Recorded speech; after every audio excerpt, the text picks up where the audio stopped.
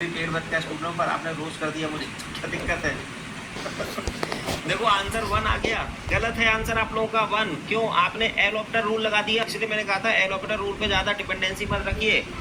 We can't use L orbital rule, L orbital rule here here as F X की value मान लो, here as F X की value मान लो ई की पावर 1/x है, इज नॉट डिफरेंशिएबल। बेटा ये डिफरेंशिएबल ही नहीं है, एट एक्स इक्वल टू 0। लो 0 पे डिफरेंशिएबल ही नहीं है, समस्या ये है 0 पर डिफरेंशिएबल ही नहीं है। हाँ यूज करके दिखाओ, जाने 0 पे डिफाइन ही नहीं है वो, एक्स इक्वल टू 0 पर ई की पावर इन्फिनिटी आ जा रहा है, नॉट डिफरेंशिएबल।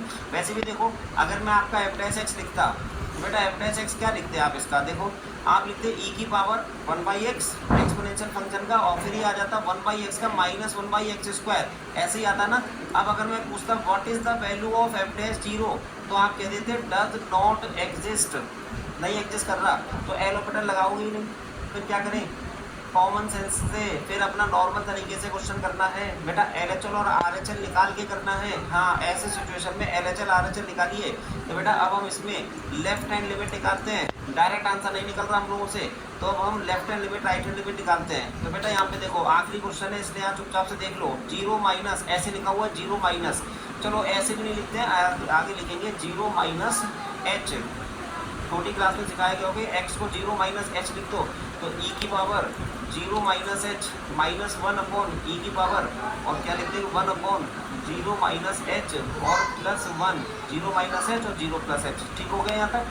अब बेटा इसके आगे क्या कर सकते हैं, जब x tending to 0 minus H है तो h तो बहुत छोटा है, तो यहाँ लिख सकते हैं कि लिमिट h टेंडिंग टू 0, मतलब 0 माइनस एच लेफ्ट साइड से आ रहे हैं, h टेंडिंग टू 0।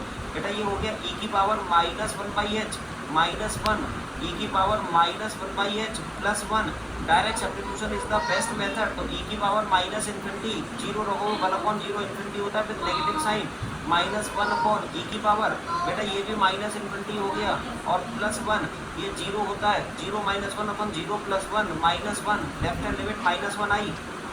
हाँ लेफ्ट हैंड लिमिट आपकी माइनस 1 आई, आपने सही लगा दी, 0 प्लस एच और minus one divided by E की पावर 1 अपॉन 0 प्लस एच और प्लस 1। अब बेटा ये एच टेंडिंग टू 0 है, तो लिमिट एच टेंडिंग टू 0, अब ई की पावर 1/h, ई की पावर 1/h, चलो पहले पूरा लिखते रहे, माइनस 1 अपॉन ई की पावर 1/h प्लस 1। ठीक देखते रहना, यहाँ पे सबसे अच्छा क्वेश्चन यही है अभी तक का। हाँ क्योंकि आपने तो एल ऑर्बिटल रूल से 1 निकाल दिया आंसर, प्लस ई इतना सही कि बात माइनस एल एच एल की वैल्यू -1 आ रही है, आर एच एल की वैल्यू +1 आ रही है, लेफ्ट नेबरहुड में वैल्यू -1 है, राइट नेबरहुड में +1 है, तो क्या लिमिट एग्जिस्ट करी? आप कह दोगे लिमिट डज नॉट एग्जिस्ट। तो आपने ऐसा नहीं कि एल ऑर्बिटल, तभी मैं कह रहा था एल ऑर्बिटल पे डिपेंडेंसी बहुत ज़्यादा मत रखिए। कुछ और क्वेश्चन थे वो कल करेंगे बेटा, और क्वेश्चन थे वो कल करेंगे। यहाँ आखिरी question limit does not exist, इस क्वेश्चन की लिमिट एग्जिस्ट नहीं कर रही है, L H L R H L same आ गया, देखो डज नॉट एग्जिस्ट। अभी क्लियर हुई बात? तो बेटा ओवरऑल हमने एक अंडरस्टैंडिंग बना ली, पहले हमने लिमिट का मीनिंग समझा, फिर L H L R H L समझा, फिर नेबरहुड का मतलब समझा, फिर बेटा इन्फिनिटी समझा, फिर समथिंग अपॉन 0 समझा, फिर इनडिटरमिनेट फॉर्म को समझा अच्छे से, ये सब बातें। फिर L orbital rule, L orbital rule मैंने लिखाया नहीं है, बोल दे रहा हूँ, differentiate numerator and denominator separately until we are free from 0/0 और इन्फिनिटी फॉर्म।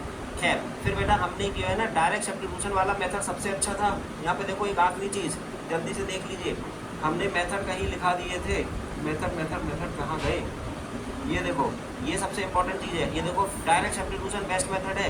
इसी में बेटा कई बार कॉमन सेंस लगाना पड़ता है, फिर उसके बाद फैक्टराइजेशन सीख लिया, रेशनलाइजेशन सीख लिया, और इनडिटरमिनेट में 2 पार्ट सीख लिए, 0/0 इन्फिनिटी। बाकी बातें सीखेंगे, कुछ स्टैंडर्ड रिजल्ट सीखेंगे, फिर कंटिन्यूटी और डिफरेंशिएबिलिटी, ये सारी चीज़ें कल कवर अप कर देंगे बेटा। 1 या 2 क्वेश्चन आपके कल तक रेडी हो जाएंगे, एक तो आज ही लगभग रेडी हो गया है, और